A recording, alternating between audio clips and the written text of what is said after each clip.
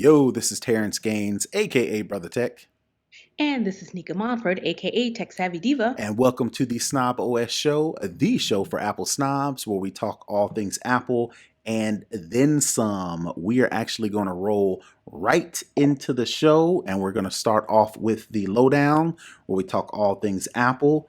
If you have been living under a rock, you have probably not heard or not seen, which is impossible, but all of the insurrection and all of the storming of the state capitol and all of the fallout as a result of all that. We mentioned in the pre-show, which if you're not a Patreon supporter, you need to get on that so you can find out what we discussed. But to give you a breakdown, Big Tech has got involved, and Apple, specifically Tim Cook this week, joined CBS this morning and talked about his thoughts about the whole insurrection, his thoughts about Trump, his thoughts about whether or not Trump should be impeached. And he gave some quotes. So I want to definitely just read some of these quotes. When he was asked about whether or not people should be held accountable, specifically Trump, this is one of the tweets he said. I think it's key. I think it's key that people be held accountable for it. This is not something that we should skate. This is something we've got to be very serious about and understand, and then we need to move forward.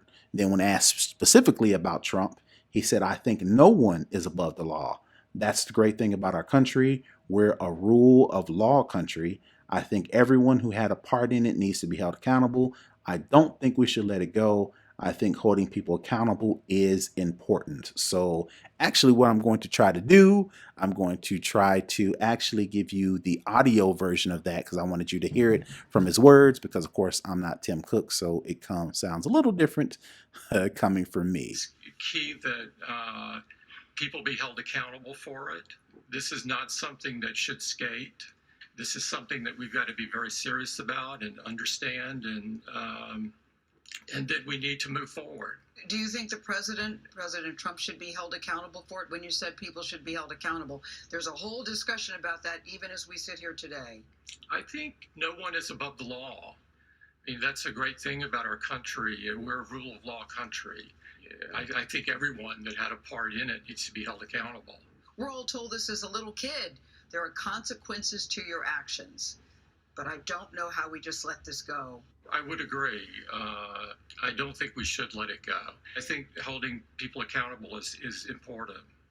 I think he feels in so many words, he didn't say it directly, but he pretty much said, Trump being the president, Trump being the leader, Trump being the one that instigated and started all this, is not above the law, even though he is the president. So I guess I wanted to get your opinions on how you feel Tim Cook specifically, but I guess Big Tech as a whole, how they've handled this. What are your thoughts on that? Um, again, similar to what we mentioned in the pre-show, the fact that they're taking these steps are good, but it still doesn't negate the fact that these folks are still culpable. For 4 years, he's been using social media. He's been dragging out these tech folks, for photo ops, and they felt they've had to appease him, just so that they don't do so that he doesn't do anything to negatively impact their business. But now, what last week it was like 2 weeks before he leaves office, they're showing up and we're taking these swift steps and actions. No, you're not. This has been going on since before this man got into office.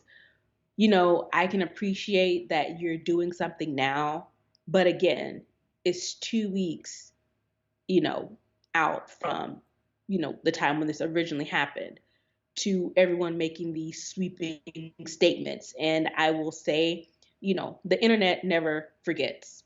As they would say in Game of Thrones, the North remembers. Right. There's no way the folks who have appeased him, coddled him, they aren't going to come out of this unscathed. It's like I said, it's great that they're doing something now, but again, it's only 7 days, I think now. for him to be out. So, Right. I mean, you don't get no big kudos or pats on the back from me. In my opinion, is what you should have done anyway, and what you should have done a long time ago. Right.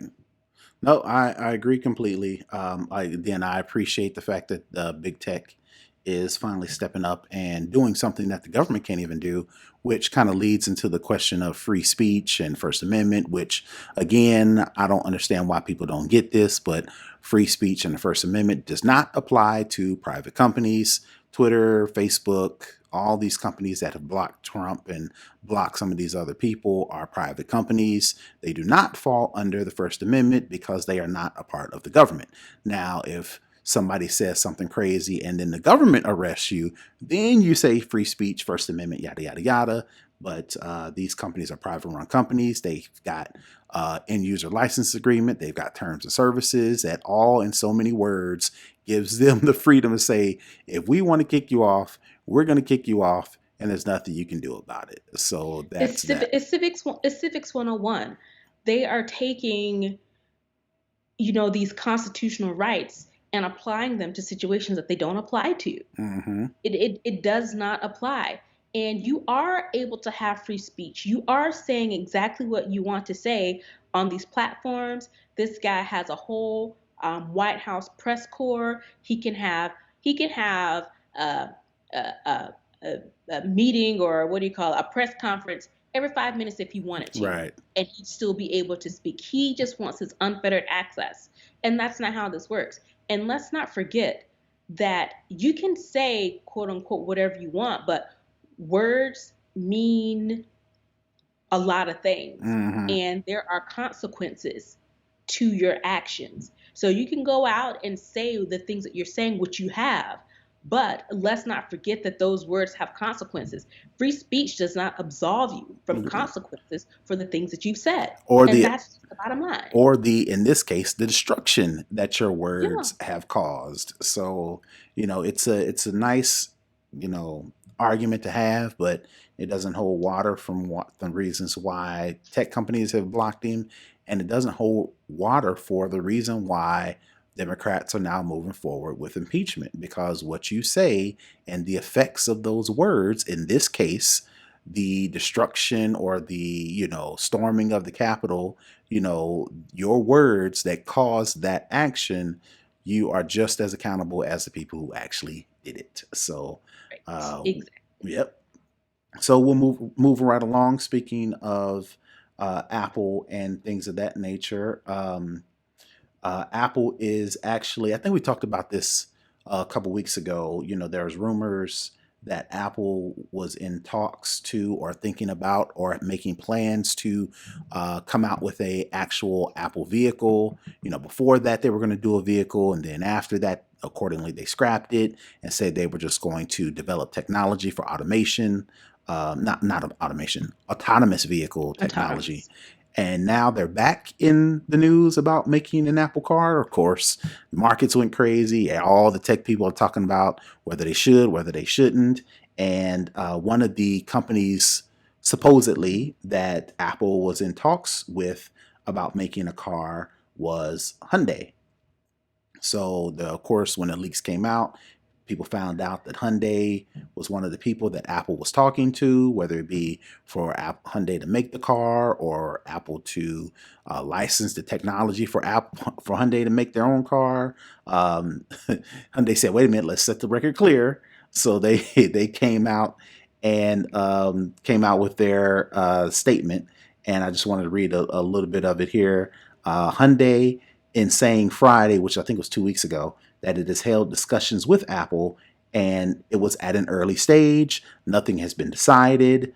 In a later statement, they said Apple had fielded requests of potential cooperation on electric vehicles from multiple companies, Hyundai just being one of them. So I guess the reason why I put this story in here was, why do you think Hyundai didn't say, yes, we were one of the people and Apple is in talks with us in order to ride this wave? And then what does it say about Apple talking to Hyundai? Why do you think they're talking to them? Are they talking to them for Hyundai to make the car? Are they talking to Hyundai for Apple to create the technology for Hyundai to go autonomous or all electric? What do you think? Where your stance is?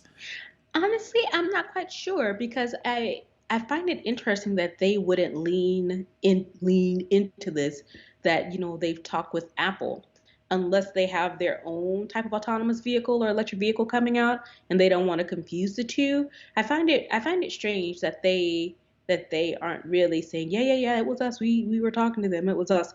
I find that strange, one. And two, um, in all likelihood, I think discussions that they had will probably relate it to manufacturing, maybe, using Hyundai plants to assemble their cars, Hmm. or, trying to, maybe work out a possible deal of sharing, you know, um, manufacturing plants. Yeah, it's weird. It's hard to say because it's hard to say. It really is Hmm. hard to say. Right. Well, I'm guessing my opinion is that they want to keep it a low profile because if it gets out that Apple is in fact talking to Hyundai, then they, kind of want to keep it close to the vest because they don't want other car companies to say, "Oh, let's see if we can offer Apple a sweeter deal, more Mm, money, bigger manufacturing plant, more technology or whatever the case may be." And then that kind of bumps Hyundai out of the running because money talks, right? mm-hmm. So, if other people can offer Apple a sweeter deal, whatever the case may be, Apple may then move away versus just saying, well, look, we're just, we're nobodies. Don't pay attention to us. Look over there, Mm. squirrel, right? To get us to change the subject so they can, so we can forget about this so Don't they look at can, me. Don't look at me. right. So then I'm they can, invisible. right. So they can continue to, have these talks on the low. Um, but as far as what does this mean that Apple's talking to Hyundai? I'm interested to see, if Apple does partner with anybody, what is the level of that relationship? Who's doing what? Is Apple making the car and Hyundai is providing the plant or the manufacturing site or the parts? Is Apple licensing some sort of technology to Hyundai, and Hyundai it's going to be a branded Hyundai car, but it's going to have Apple guts in it. As far as the technology, whatever the case may be, I'm interested to see.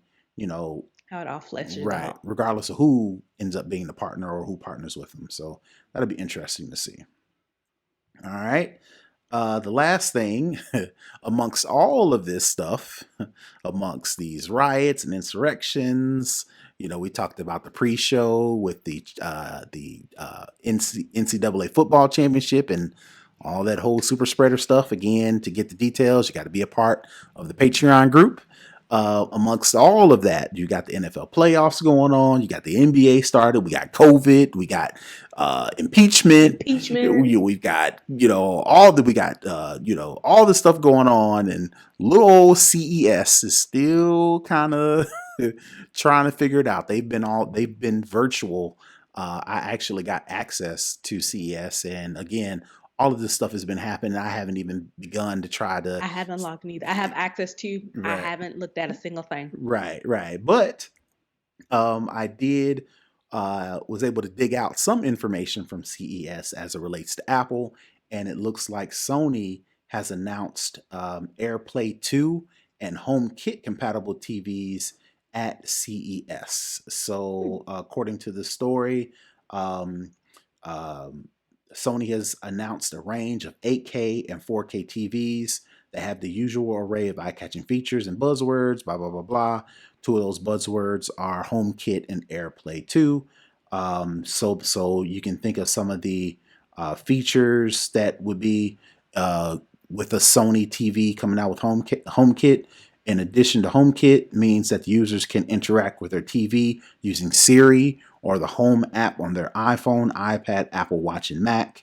Perfect for those times where you can't find the TV remote again. For example, um, I over the weekend I finally got a video doorbell.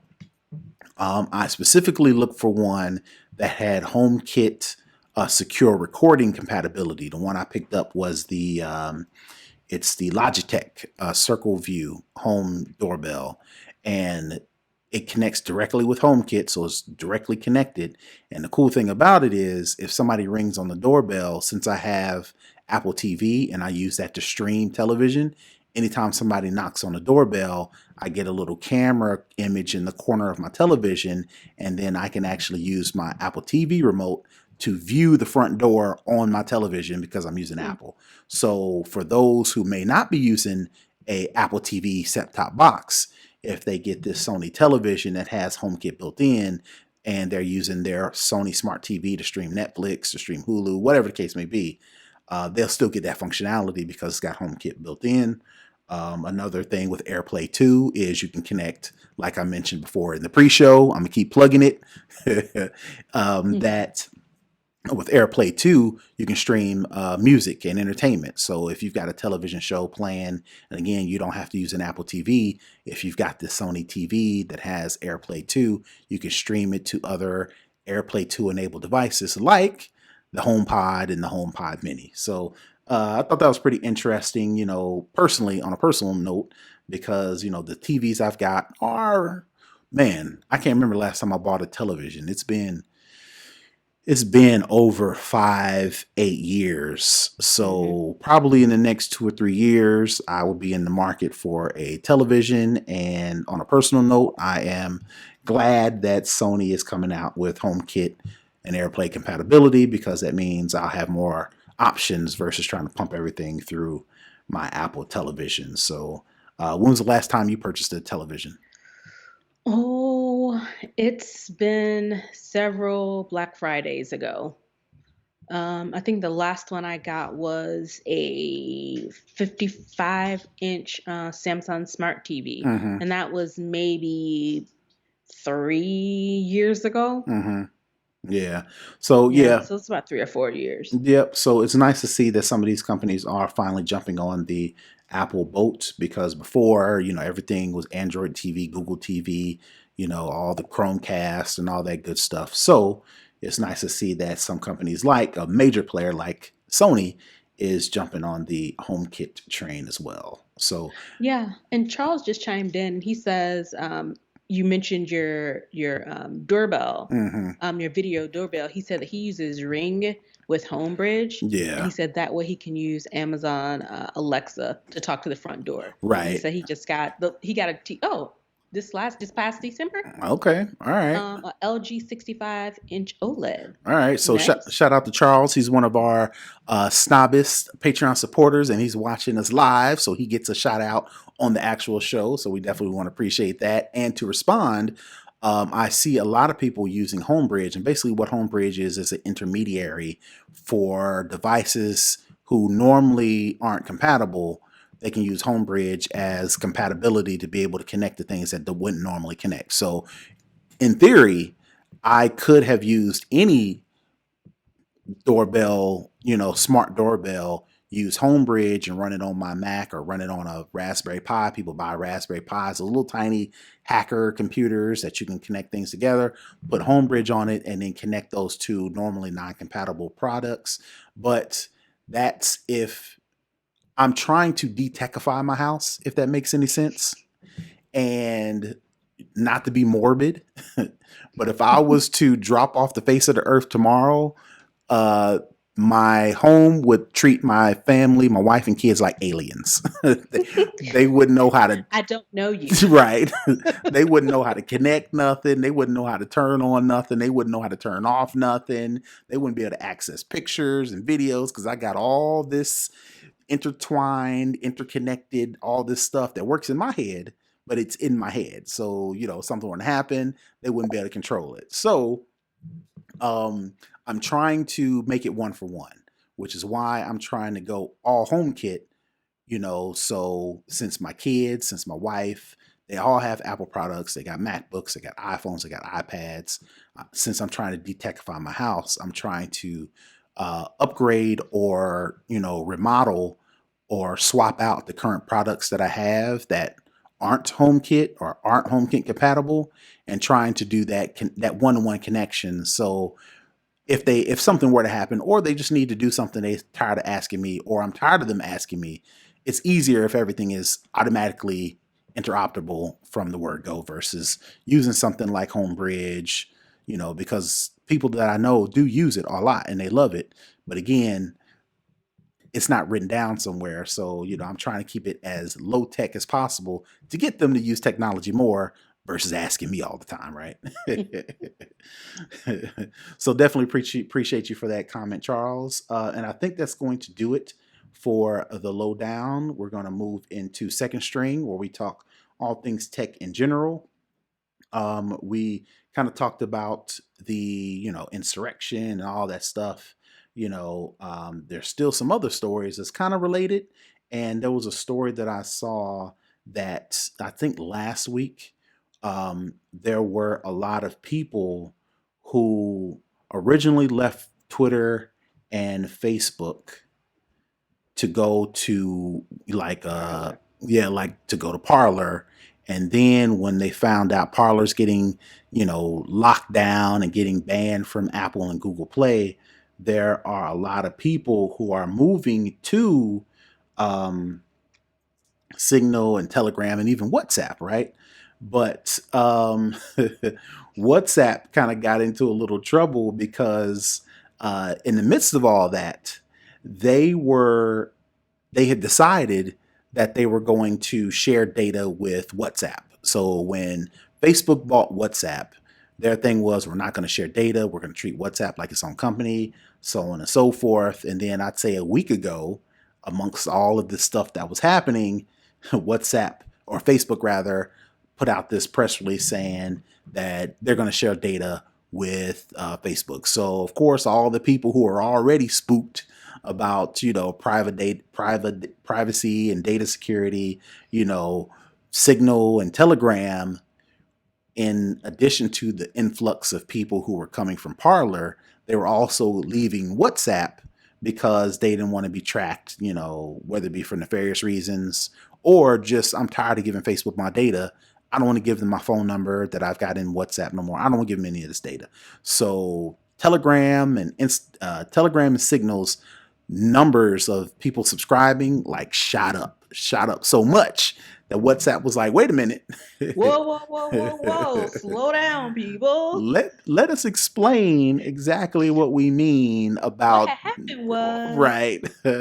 So recently WhatsApp just published a new FAQ to its paid website outlining its stances for user privacy in response to the widespread backlash over an upcoming privacy policy update. Of course, again, this is in response of everybody, shouting, leave Facebook, leave Facebook. Elon Musk put out the richest man in the world now, put out a tweet that said, leave leave WhatsApp, go to, I think he even mentioned Signal by name specifically. And you know how people love Elon Musk. So, all those people started leaving. So Facebook said they put out all these tweets. They've got some of their people. This guy, Adam Mosseri, I'm not sure. I think he's one of the original people who created WhatsApp. He put out Instagram, one of them. He put out a tweet that says there's a lot of information about the WhatsApp terms of service right now. Policy update does not affect the privacy of your messages with friends and family in any way. The changes are related to messaging a business on WhatsApp, which is optional. Mm-hmm. Which is fine. Why didn't you say that in the first place? My problem with this is WhatsApp, Facebook as a parent company, they were trying to be vague on purpose and telling people what these new changes and they're going to share data with, thinking nobody was going to notice. If they put out specific hardcore things, then people would notice that and they would cite it, right? They thought nobody was paying attention. People were paying attention. So why couldn't you just outline specifically what the data was in the first place? Again, that's just, it wasn't, they didn't put out the updated terms of service as the right thing they do. They did it because they were facing backlash. Again, why do you have to fake backlash? Why can't you just do the right thing? Because it's the right thing to do. So I guess I just wanted to get your opinion on, Facebook changing, almost doing a 180 on the information that they put out themselves and then had to backtrack on. Don't trust it. I Short answer, I don't trust it. Right. The fact that they put out that statement, and I think the article that we read from it said, Facebook is going to share your data with WhatsApp, and there's nothing you can do about it. So deal with it. That was kind of the gist of the headline, I think. And so it was kind of like one of those things that they were kind of like puffing out their chest and saying, "We own WhatsApp. We can do what we want with WhatsApp, and you can't tell us what to do." Now that they are seeing that people are like, "Oh, so this is what you're doing," not realizing or recognizing that people have options. And from my understanding, some people that I follow on Twitter in the security space, they've been touting Signal for a long time because it's so much more secure anyway. Right. So they were trying to flex, trying to stunt, and it backfired. And now that they're deciding to say, "Well, wait, that's not quite what we meant, and that's not," I don't trust it. Because who's to say that, buried somewhere deep in all the legalese that, the data still will be shared and it's Right. not protected. Right. So I don't trust it. I already don't trust Facebook a whole lot anyway. Uh-huh. But this whole thing that they've done, they've completely changed course in a week. And how you can change course in a week on your privacy policy when I'm sure it's been months and months of work prior to this, and now all of a sudden you can say, "Nope, nope, we can change, we can do a 180." That's not what really means. I don't find that reasonable, Right. and I don't find that logical, and I don't find that as the truth, Right. because there's no way you can back out those changes, or you're not going to scrap your whole architecture, all the data and all the code that you've written across, I'm sure, multiple teams, and say, "Well, we changed our mind, and that's not quite it." I don't trust it. And even if we're wrong, right? Even if we're incorrect, and even if we're misstating, even if Facebook is right and saying y'all read too much into this, this is what we actually meant, this is the information that's correct. Even if we're wrong, the fact that they was not upfront to begin with and laid it all out ahead of time. They only laid it all out after they faced backlash instead of doing it up front. Again, just leads to the idea, like you said, can't trust them. Who's to say 6 months down the road when all this dies down and we've changed the channel and we're talking about something else, whether it be, vaccinations or whatever the case may be, they'll revisit this whole privacy thing because, again, going all the way back, like I mentioned before, Facebook was like, "Oh, we're not going to share data with WhatsApp." Now they're saying, "Well, y'all got it wrong. We're only making it optional for businesses on WhatsApp to interact with their Facebook customers." Again, who's to say 6 months down the road to say, we're going to share it anyway.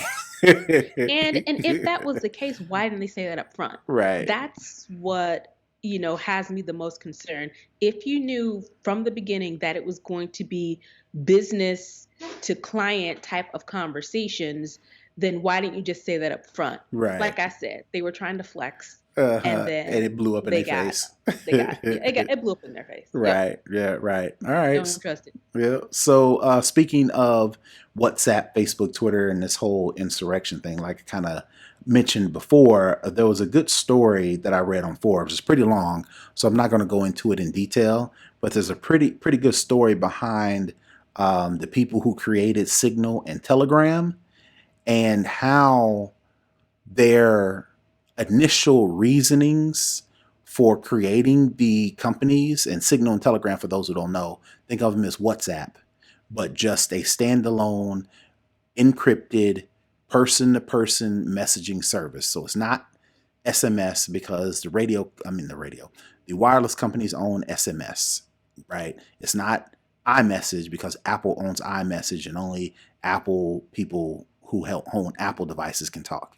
It's not WhatsApp because Facebook, WhatsApp is owned by Facebook, Instagram, and all that stuff is interweaved together. So it's an interesting story about how they created Signal and Telegram because it's encrypted, because you can't, you don't have to share data with Facebook, because you can talk to people on Android and iOS, So they kind of initially touted themselves as this, we are the best messaging systems because we don't share your data, we don't sell your data, and it's interoperable amongst all different platforms. Well, that's kind of the story then kind of turns about how that's kind of biting them in the butt now because they're so encrypted, because they can't share your data, because they don't sell your data. People are starting to flock to their services. Think of the people who left Parler. So the people who left Facebook because they thought that Facebook was censoring them and their First Amendment rights were getting violated. They left Facebook and went to Parler because that was their free place to have a community. Now that Parler's being, shut down or blocked and banned by Apple and Google and all these other places, now they're starting to flock to Signal and Telegram. So it's almost like they've created a monster, and I don't see how they're going to be able to back out of this because it's not a community. Think of Facebook as, I can put a post out there and it's public, so anybody that searches for it or anybody that stumbles upon it can read it. So Facebook and Twitter do have some control over that. But you think about a text message, you think about a message that Terrance, sends to you, that's not public. I specifically sent that to you. So it's almost impossible for Signal and Telegram to actually read that, moderate it, and see if there's some nefarious, if I'm talking to Nica to do for example, a drug deal, or we're going to do some sort of crime, or we're going to plan this event where we go to the Capitol and do this, whatever we're going to do. They've created a monster that's so insulated, that has this big giant moat around it, that the people that they are now finding as their customers is that the right is that the group that they were originally catering to, or right. So I just thought that was a good story. So I just wanted to get your thoughts on that. And again, we'll put the link in the show notes. So they definitely check it out. It's a nice long read, but it's pretty interesting about how they started one way and then it kind of turned, and now they're with this problem to where we've got all these new customers, but are these the customers that we actually want? Right. I find this whole notion very interesting. And like I mentioned, I've seen people on Twitter that I follow that are reputable people who have been championing Signal as an alternative to WhatsApp for a long time, for the fact that your communication is secure. It's private and it's not easily accessible. Right. So it makes sense that as people are more concerned about, the government or whoever eavesdropping on their conversations, having access to it, they're taking it as a personal affront to, their privacy. But now, in the wake of what happened last week, I was looking at the news today, and apparently on the 16th, there's this big plot to, descend on all of the state capitals in the country. And a lot of this is being done on Telegram. So it's their product for what its original intention was is great.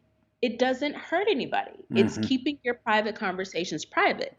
But what none of these folks could have anticipated is that now their software is being used to cause harm and destruction to the entire company. That's nothing that you can plan for. Right. So now the question is, how do they prepare to handle this influx of people who are coming onto their site for the sole purpose of creating chaos and, planning these plots and terror plots and, coups and, that affect a large amount of people? Because like I used the example that I used earlier between me and you, if I'm trying to set up a drug deal to sell some weed or have this major, drug organization, that affects a small subset of people, versus you think about what they did last week at the Capitol.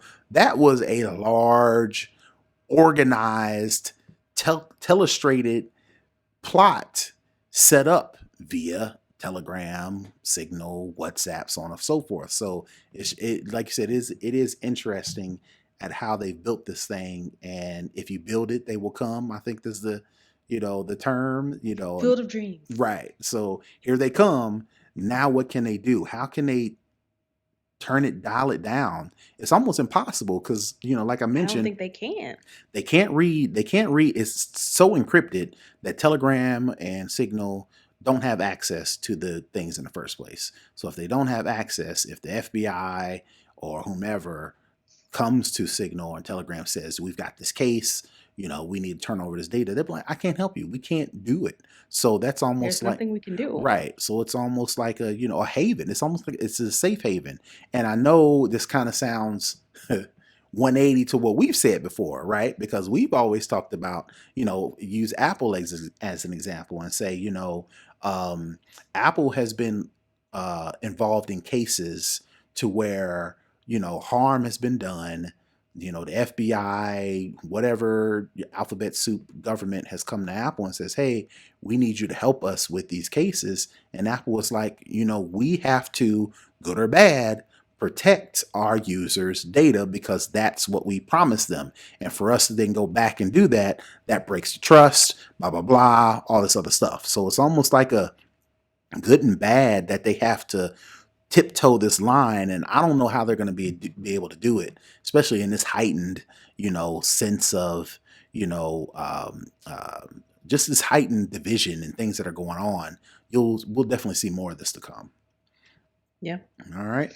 Definitely. Yep. So that's it for Second String, where we talk all things tech. We'll move into for the culture. I think COVID has kind of put a clamp on all of our fun, including our popular Versus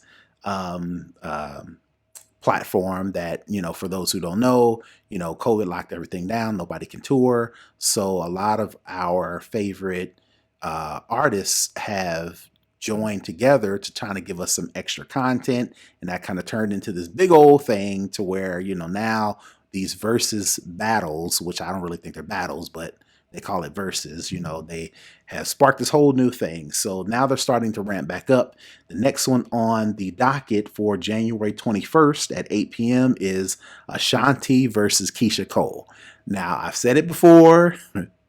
I said it with, who did I say it with before? I said it with Brandy and Monica. And even before that, I said it with somebody else. I can't remember who it was. But my sentiment was they don't have enough hits to have a versus battle. And Nica argued me up and down and said, Monica and Brandy, blah, blah, blah, blah, blah, right? And I was proven correct. Right. So now I'm going to say it again with Ashanti versus Keisha Cole. So I'm going to ask you again, do you think these ladies have enough hits to put on a show similar to what we've grown accustomed to? So before we get into that, the original, like you mentioned, intent of Versus was to bring content during COVID. Mm-hmm. And before, both the artists will be in separate locations. Mm-hmm. The last, I don't know, 6 or 7 or so verses have been folks in the same room. Okay. This is actually a redo. This was actually supposed to happen in December, I believe.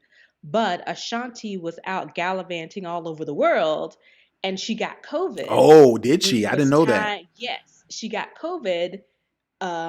It was announced the day of the verses, that she couldn't do it because she had COVID.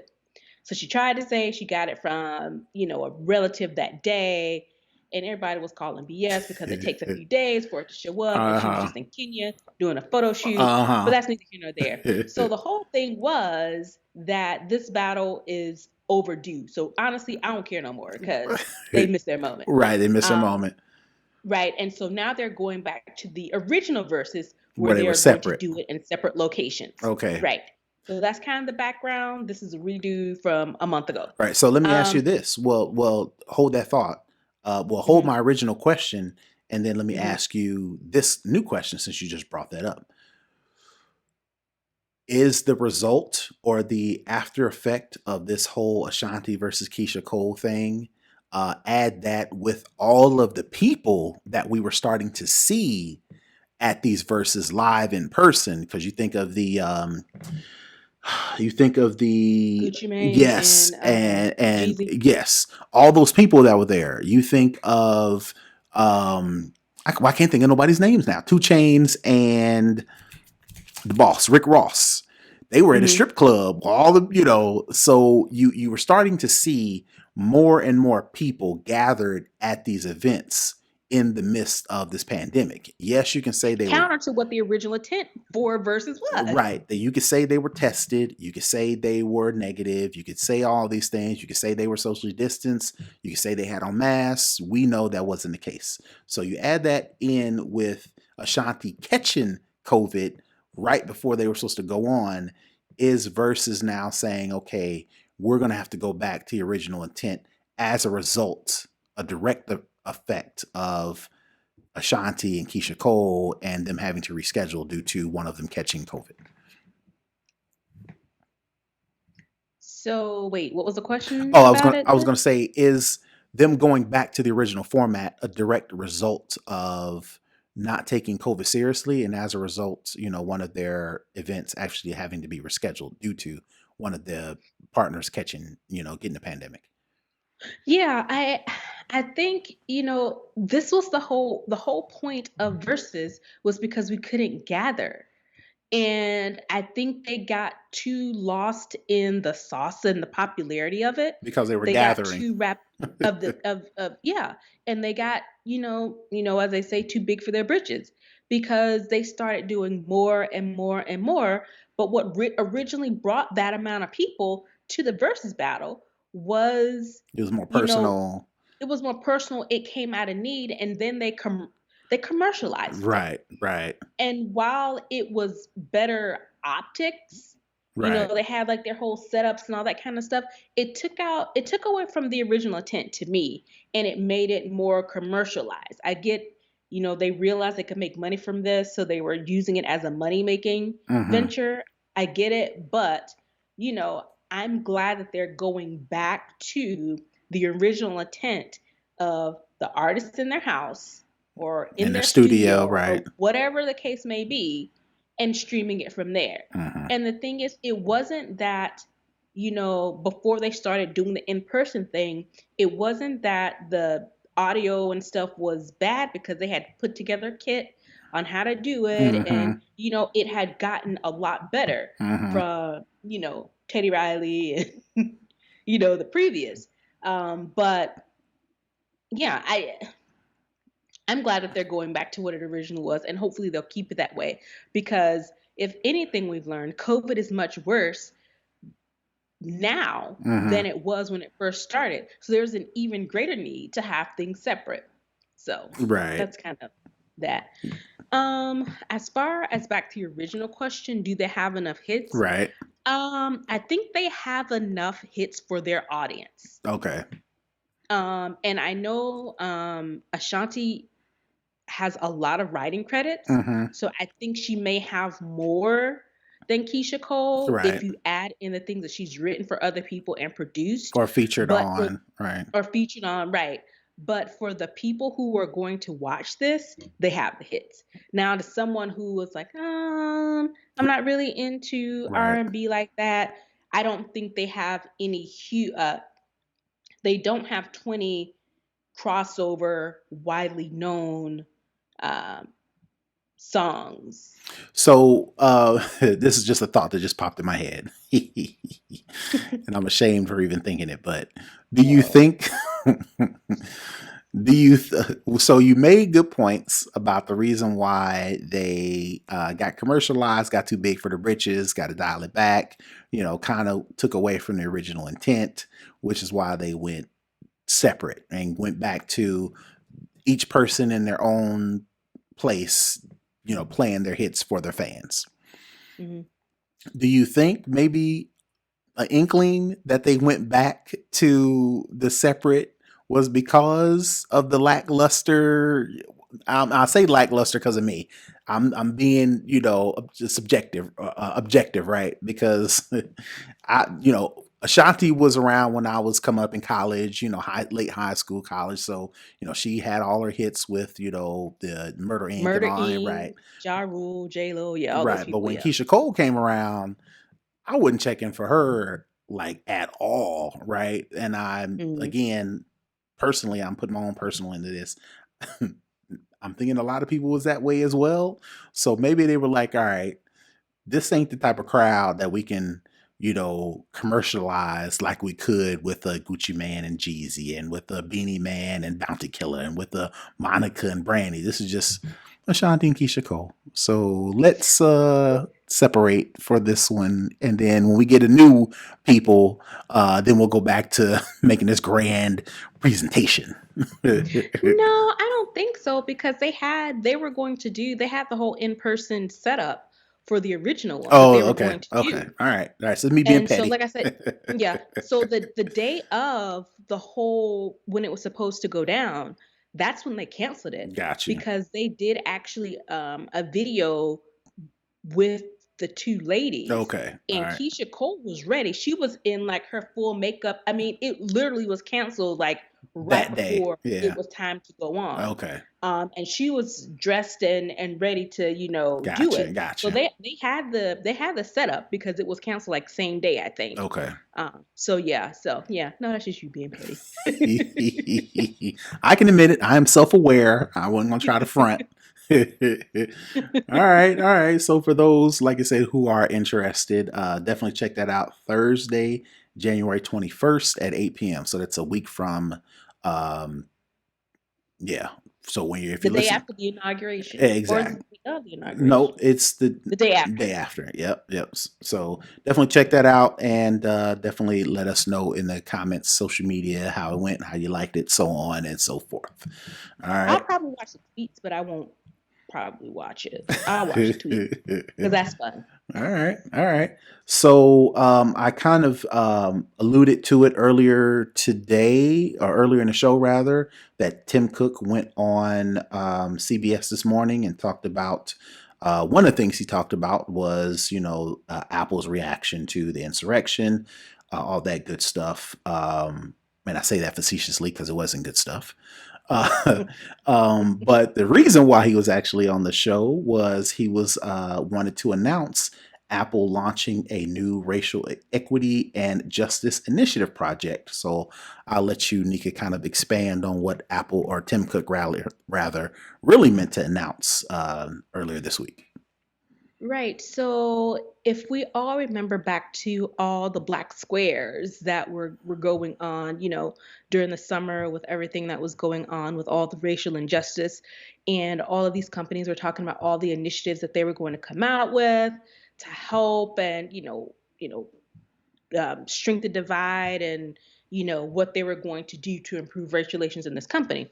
Well, Apple has an initiative, racial equality and justice initiative, and it's $100 million project that they have. Mm-hmm. So what they've decided to do is come up with this new project. I think it's $25 million, and here in Atlanta, through what's it called, the Propel Center, they are expanding their support with HBCUs. We know that Atlanta has some of the most well-known HBCUs in the country, Mm-hmm. and they are expanding. They already have an existing program, but what they are doing is they're increasing this Propel Center, and it's in support of not only the students but the faculty as well, Okay. in creating a virtual platform as well as a physical campus in the AUC, Atlanta University Center. Mm-hmm. And essentially what this will do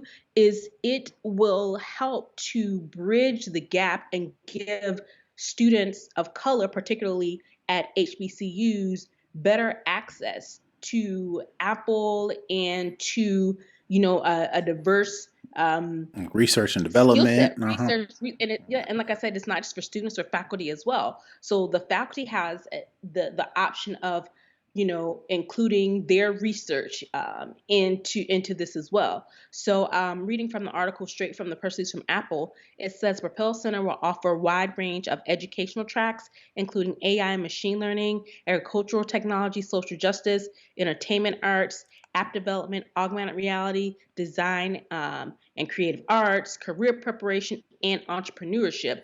And to have a company like Apple back this type of initiative in Atlanta, which has become essentially the Silicon Valley of the South. We have so many different tech companies here. Our Black Tech Pipeline, I think that's actually an organization started by someone on Twitter. I think her name is Paris Athena. Don't kill me, but there's a huge tech hub here in Atlanta, particularly in the Black community. So the fact that they are bringing this in and honestly putting their money where their mouth is on this, I think it's fantastic. The rendering of the buildings look amazing. I think it's really going to lure even more tech talent, and not even just Black tech talent. Once you start to build tech talent, cater to Black people, other people of color, it invites other folks in the tech space to come in as well. So I think Right. I think it's I think it's extremely fantastic what they're doing. And I think what it also says is I know Google, they've been having some issues when it comes to their tech pipeline and HBCUs. And I think it was an article a couple of weeks ago, one of their hiring people, HR manager. HR managers, she talked about how she would bring in all of this talent from HBCUs and they would turn them down. Oh, they aren't a culture fit, or folks that she knew had the talent to be in the program, and they essentially turned them away. So the fact that they are and they hired her for HR diversity specifically for that, right? So yeah. So I think it's great that they are opening this, and not only is it being done in Atlanta. In Detroit, they are doing Apple Developer Academy as well. So it's not the exact same thing, but it's along the same lines as building upon the Black entrepreneurship that they have building in Detroit. Right. And let me do an extra shout out. One of the captions, a young lady named Haley Bryant Royce, an early childhood education major at Tennessee State University, my alma mater, has been able to pursue new teaching and learning opportunities at Apple's Everyone Can Code and Everyone Can Create curricula offered through the company's collaboration with TSU. She will have access to additional programming, mentorship, and internship opportunities through the Propel Center. So, like you mentioned, it's not just Detroit, not just Atlanta, HBCUs all over the country, like you mentioned, mentors, teachers, they all have access. And like you mentioned, it goes to dispel the myth that, all of these tech companies have said over the past 5-10 years. We don't know where to find the Black talent. We don't know where to look. We don't know where they are. So Apple actually being one of the, people who have decided, or companies rather, who have decided to say, look, we're going to put our flag, in the ground at some of these HBCUs to, at the very least, if not anything, visibility for then companies like a Google, companies like Uber, all these popular big tech communities that are having problems with diversity, now they can't say we don't know where it's at, because Apple, is one of the companies who have said, this is where they are because we're here. You can't use it as an excuse anymore. They know where the people are, but your excuses are being snatched away for you to say that you don't know where the Black talent is. Exactly. And we'll definitely include this link in the show notes, because it goes into a lot more detail to what this money will do and what the plan is. We highlighted it, but there is much more to this as well. And so it'll give everyone the opportunity to read the article for themselves and to get more information on how you may be able to take part in some of these offerings that they have. Yep. All right. All right. So that is it for the culture. We'll move on to the hookup. I've got one that was pretty interesting that I've used before, but never really thought of using it this way. So if you have a iPhone, you can use the front facing camera as obviously a viewfinder for when you want to do a video, but the best cameras on an iPhone is the rear facing cameras that have all the megapixels, have all the fancy doodads and bells and whistles than that tiny front facing camera that's on the front of the phone. So a lot of people want to use their iPhone camera as a webcam for a live stream, for a podcast, for, whatever they want to put on YouTube, social media, but it's kind of hard to find the viewfinder because the screen is on the opposite end. So if you have an Apple Watch, my hookup for this week is you can actually use the camera remote. That is an application that is on your watch as a viewfinder for the rear facing cameras with the higher end pixels, the higher end,